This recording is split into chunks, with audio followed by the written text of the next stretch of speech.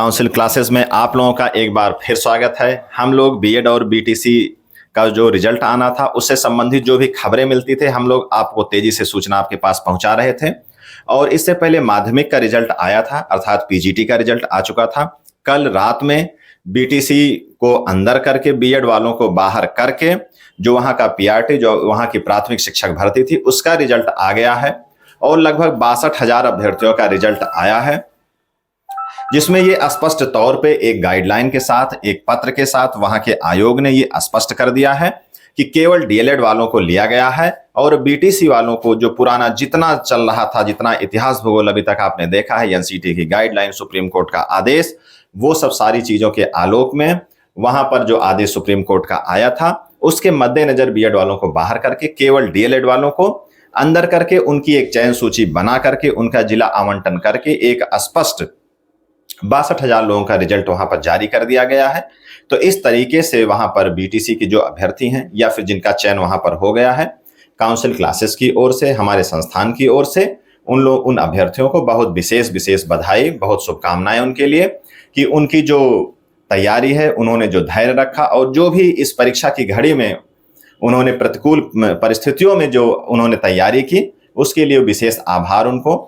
अब वो जाकर के एक इस सम्मानजनक पेशे में, इस विभाग में अंदर जाकर के अपना योगदान वहां पर सुनिश्चित करें। और इस तैयारी के क्रम में हमारे संस्थान ने जो तैयारी करवाई थी, जो हम लोगों ने एक गाइडेंस दिया था, हालांकि हमारा जो प्लेटफॉर्म है काउंसिल क्लासेस बहुत पुराना नहीं है, इसलिए बहुत उसमें गहरी तैयारी बहुत नहीं हो पाई होगी लोगों को, लेकिन एक जो गाइडेंस हम लोगों ने दिया था उस गाइडेंस के तहत जो बच्चों की जो तैयारी मुकम्मल हो पाई है, तो जो बच्चों ने इनपुट भेजे हैं हम लोगों के पास, तो उसमें से 7 बच्चों का चयन आपके संस्थान से हुआ है।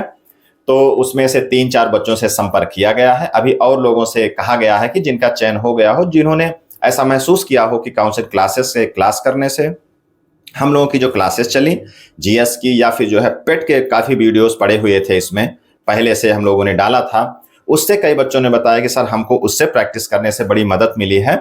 तो वो अभी अपनी सूचना यहाँ पर दे रहे हैं। तो इस तरीके से एक बार उन सभी अभ्यर्थियों को बहुत बहुत बधाई। और इसी क्रम में एक ऐसे अभ्यर्थी का चयन हमारे संस्थान से हुआ है जो हमारे बीच में अभी यहाँ पर उपस्थित हैं। हमने उनको विशेष तौर पर बुलाया है। वो स्वयं इच्छुक थे कि आप सर बुलाएं और जो है यहाँ पर कुछ ऐसी बातें जो हमने आपसे सीखी है, इस संस्थान से हमने सीखी है, वो हम अन्य अभ्यर्थियों, अन्य बच्चों के साथ जरूर साझा करें। तो मैं स्वागत करता हूं। आइए, सालोक सिंह रघुवंशी जी हमारे बीच में हैं। आइए, इनका चयन हुआ है। तो सबसे पहले हम इनका माल्यार्पण करके, इनको मिठाई खिला करके इनका स्वागत करेंगे, तब उसके आगे कुछ वार्ता होगी।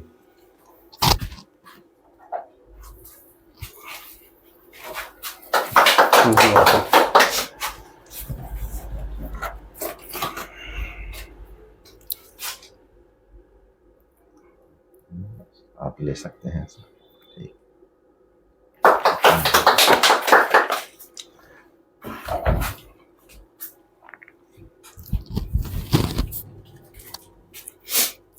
बहुत बहुत धन्यवाद सालोक जी।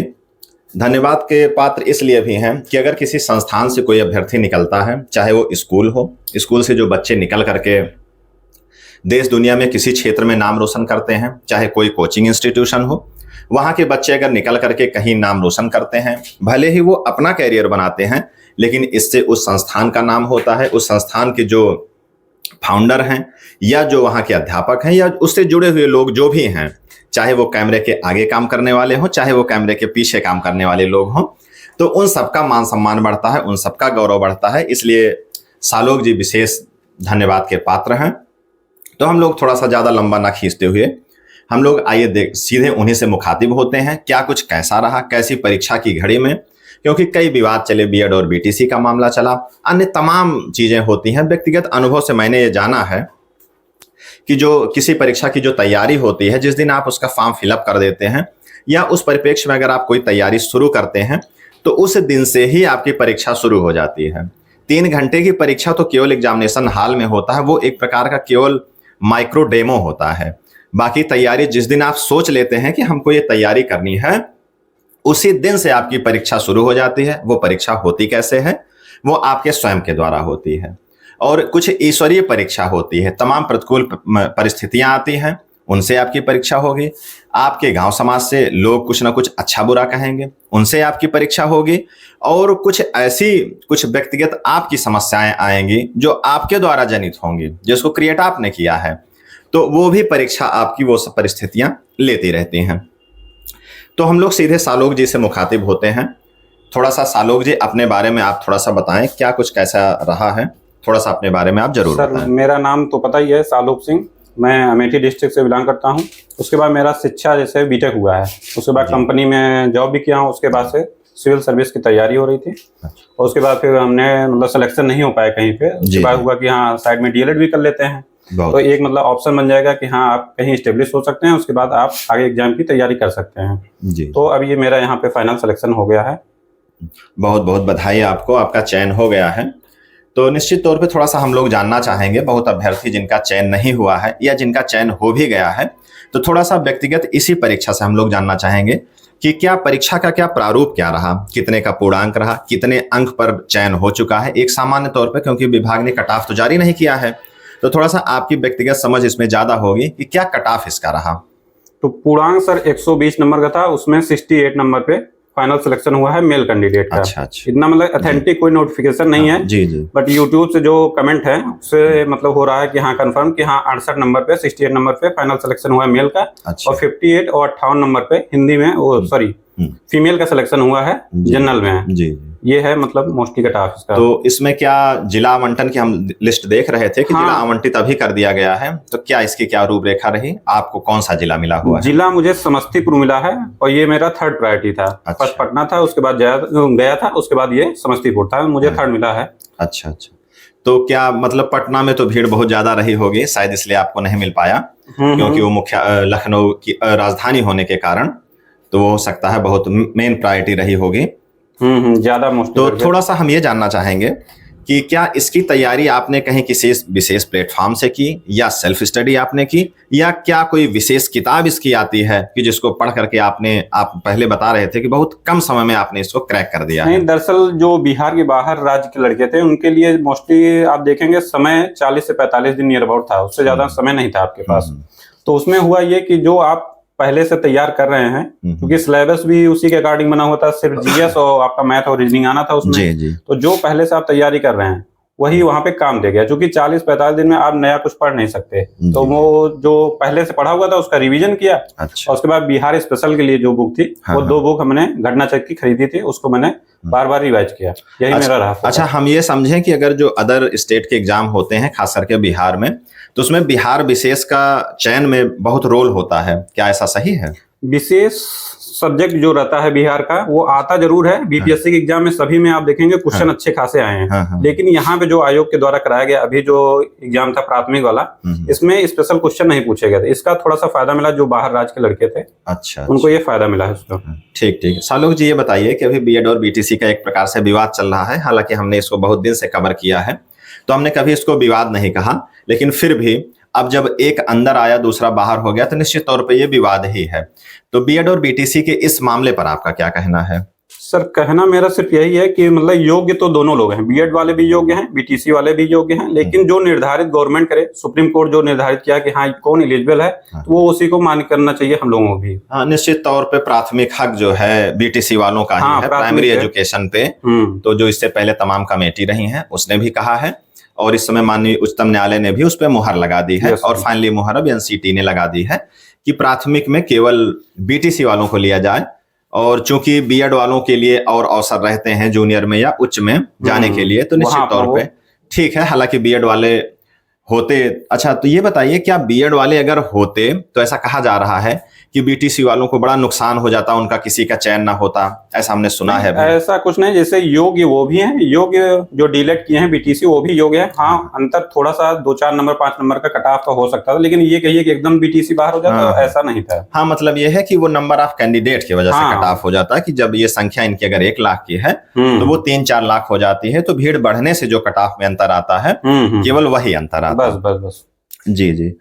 तो अच्छा ये बताइए कि जो अभ्यर्थी परीक्षा की तैयारी करते हैं उस दरमियान जब उनका चयन नहीं होता है तो उस दरमियान उनकी स्थिति क्या होती है, कैसा वो महसूस करते हैं? क्योंकि आपका भी चयन नहीं हुआ था, उसका एक कारण आपने बताया कि आप प्राइवेट सेक्टर में जॉब कर रहे थे, टेक्निकल एजुकेशन से आपने पढ़ाई की, आपने बीटेक किया है, तो वहां से आप स्विच करके यहाँ पर आए हैं सिविल सर्विसेज की तैयारी के लिए। चूंकि जो सिविल सर्विसेज की तैयारी करता है तो कुछ न कुछ अर्हता अभिधारित कर ही लेता है, चाहे बीएड की, बीटीसी की। तो उसके बाद एक थोड़ा सा लंबा समय गुजरा, हालांकि चयन अब आपका हो गया है, तो जो बीच का एक समय रहा तो वो कैसा महसूस करते हैं कि जब तक चयन नहीं हुआ था तो वो कैसा आप महसूस कर रहे थे? बीच में जब आप तैयारी करते रहते हैं और लंबे समय से तैयारी करते हैं तो फ्रस्ट्रेशन तो स्वाभाविक सी बात है, सभी को होती है। तो मुझे भी लगता था कि हाँ और कुछ कर लिया जाए, प्राइवेट में फिर से कहीं ज्वाइन कर लिया जाए या कुछ बिजनेस कर लिया जाए। लोग जिससे जिससे आप मिलेंगे वो अपनी अपनी राय आपको बताएंगे। हाँ। लेकिन आपको धैर्य बना के रखना है। जैसे अब बिहार में वैकेंसी आ गई तो वहां पे मेरा फाइनल हो गया। यूपी में जब वैकेंसी ही नहीं आ रही तो फाइनल कैसे होगा? तो वहां से समय तो बढ़ता हुआ जा रहा था। लोगों को तो यही लग रहा था कि हाँ ये पढ़ रहे हैं, हो नहीं रहा कहीं पे। तो उसमें आप धैर्य बनाए रखिए, अंतिम समय तक इंतजार करिए कि हाँ वैकेंसी आए, और जब भी आए आप उसी में फर्स्ट टाइम में ही सिलेक्ट हो जाए। अच्छा, जैसे बिहार में इतनी बड़ी भर्ती आई है तो निश्चित तौर पे पद काफी खाली गए हैं, चाहे जूनियर के हों, जूनियर की तो मान लीजिए आने वाली है, तो प्राइमरी की हो, चाहे टीजीटी और पीजीटी की, तो जो पद खाली गए हैं तो उनकी वैकेंसी फिर आएगी क्योंकि उन पदों को आगे ट्रांसफर किया जाएगा।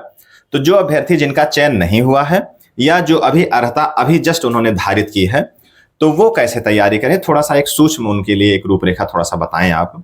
वो अभी क्या है कि नोटिफिकेशन आने का इंतजार न करें, अभी से पढ़ाई में लग जाएं। जैसे मैथ रीजनिंग आनी है उसको अभी से आप सॉल्व करिए। उसके बाद जीएस के लिए आप लूसेंट पढ़िए, घटना चक पढ़िए, परीक्षा वाणी पढ़िए। ये सब आपके इतना जो एग्जाम है इसके लिए सफिशिएंट है, इससे ज्यादा पढ़ने की आवश्यकता नहीं है।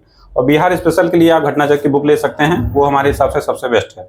अच्छा, मतलब आपके कहने का मतलब ये है कि जब वैकेंसी या नोटिफिकेशन आता है तब आपको एक्टिव नहीं होना है, उसकी एक रूपरेखा, उसकी तैयारी आपको पहले से बना के रखनी है। यस।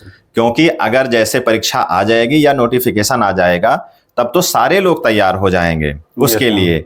जब आप थोड़ा सा पहले से बैकअप बनाकर रखेंगे तब उस रेस में आप आगे नजर आएंगे। ठीक है, तो ये बताइए कि जैसे मान लीजिए अब आपका चयन हो गया है, आपने पहले भी बताया कि आप सिविल सर्विसेज के लिए आए थे, वहां पर से नौकरी छोड़ करके या फिर रिजाइन करके आप आए थे, तो अब आगे की क्या तैयारी है? क्या आप शिक्षा के पेशे में ही आगे कदम बढ़ाएंगे या फिर आप सिविल सर्विसेज की जो आपकी तैयारी है उसको आप मुकम्मल करना चाहेंगे? नहीं सर, सिविल सर्विस की तैयारी के लिए समय तो चाहिए ही। तो मेरा यहाँ पे स्थायी हो गया। अब इसके बाद मतलब हम कोशिश करेंगे कि हाँ मतलब और अच्छी जगह पे हो जाए, तो उसके लिए तैयारी कंटिन्यू चलती रहेगी। अच्छा, जैसे हमने देखा है कि प्राइवेट सेक्टर से इस समय बहुत लोग आ रहे हैं जो बीटेक कर चुके हैं या फिर एमबीए कर लिए हैं या जितने प्रोफेशनल कोर्सेज हैं वहां से स्विच करके आ रहे हैं। अपनी एक प्राथमिक तैयारी, जैसे कि हमने देखा है बीटीसी बहुत अभ्यर्थी कर रहे हैं, वो आ रहे हैं, या फिर जो उच्च शिक्षा का आशय है कि जो बड़े संस्थानों से लोग आ रहे हैं वो सिविल सर्विसेज या अन्य परीक्षाओं की तैयारी कर रहे हैं।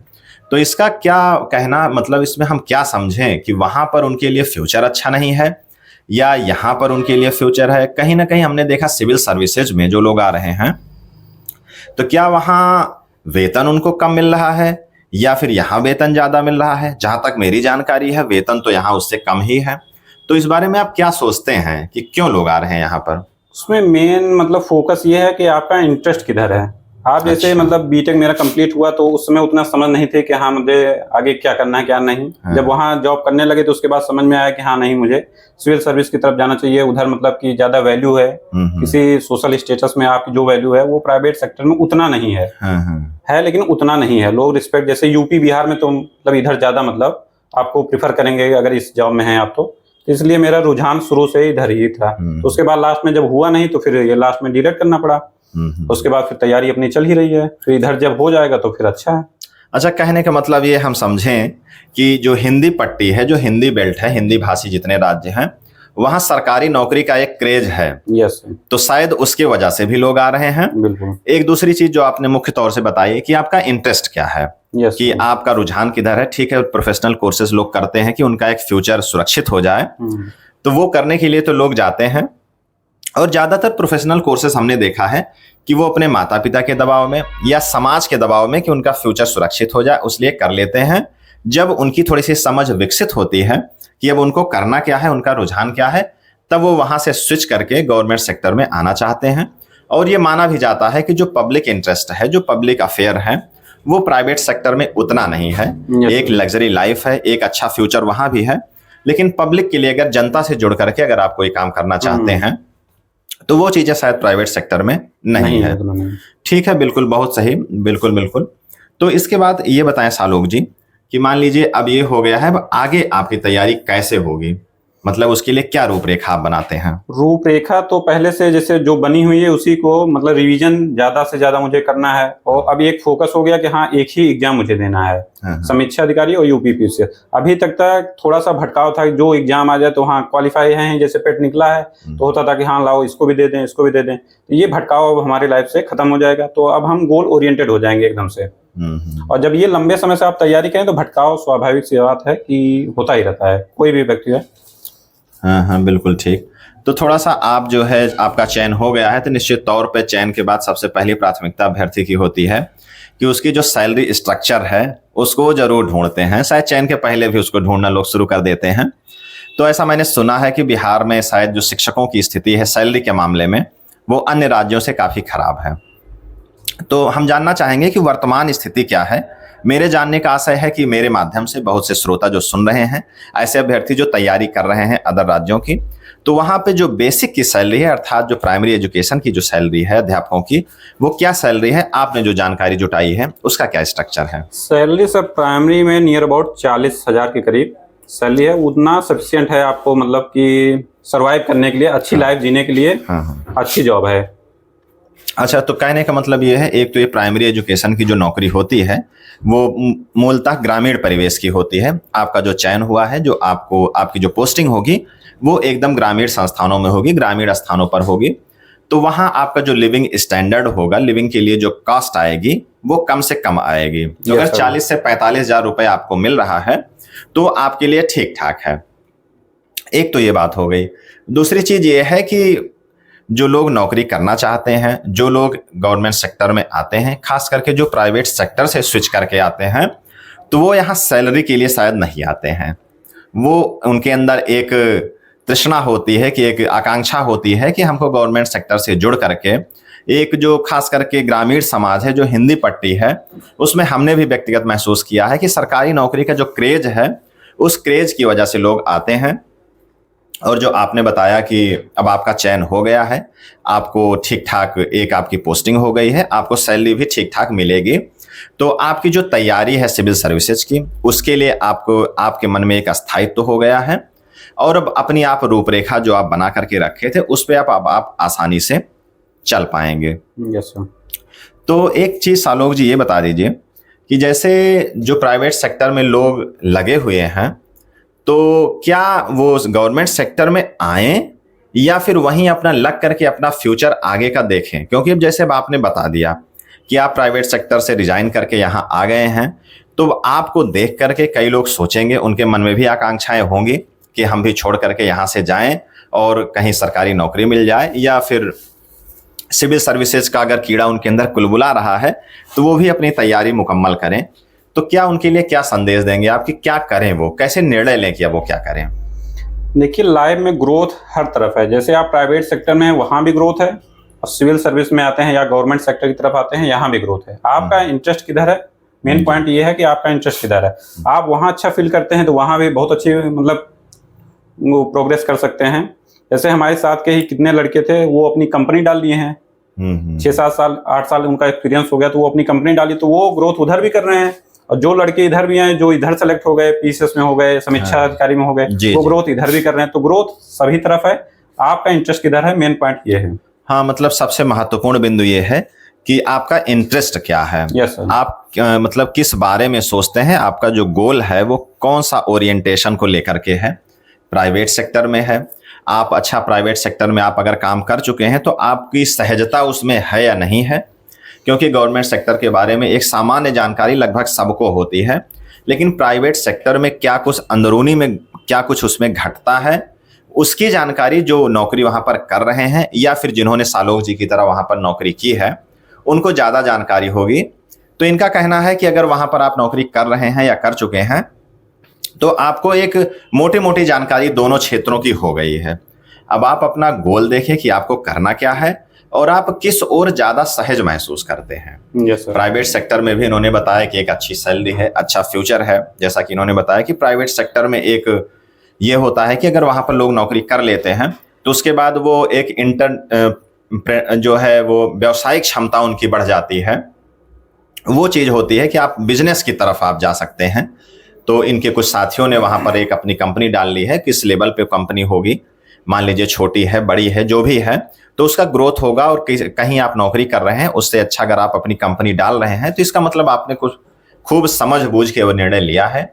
तो उसका जो ग्रोथ होगा, वो जो उसका रिस्पांस मिलेगा, वो आपको निश्चित तौर पे फ्यूचर में अच्छा मिलेगा।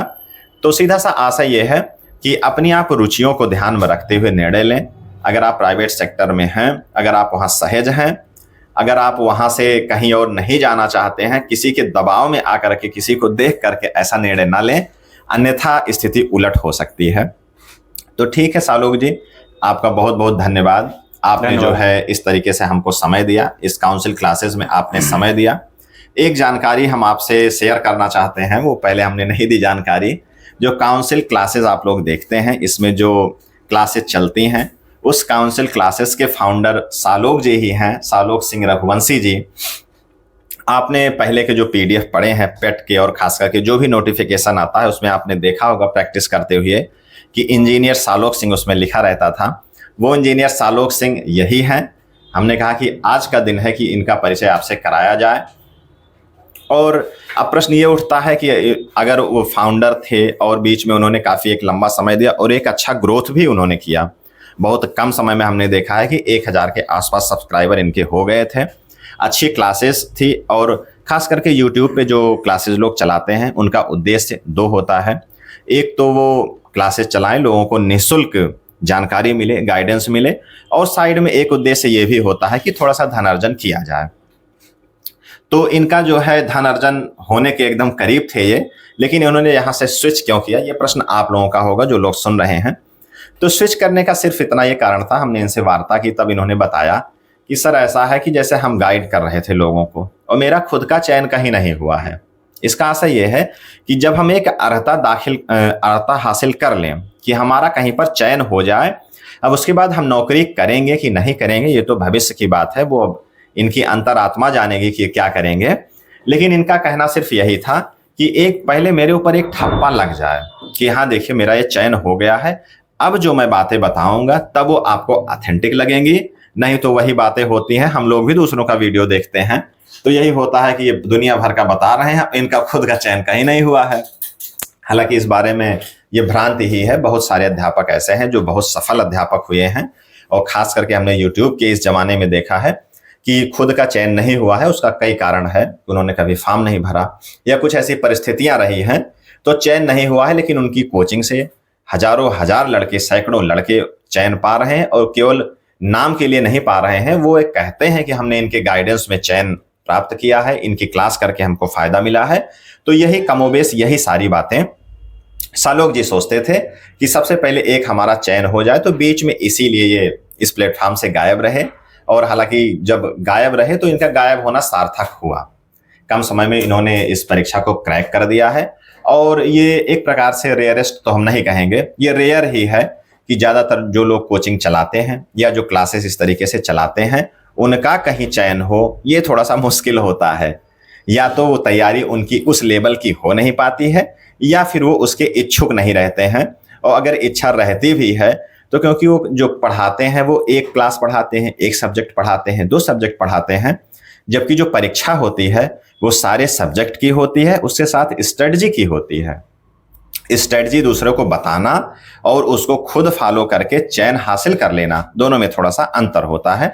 तो यही इनका एक आधार रहा। तो हमने कहा कि एक आज अच्छा समय है, इनका चयन हुआ है, इनको बधाई संदेश भी दें और इनका परिचय भी कराएं इस काउंसिल क्लासेस के प्लेटफॉर्म पे।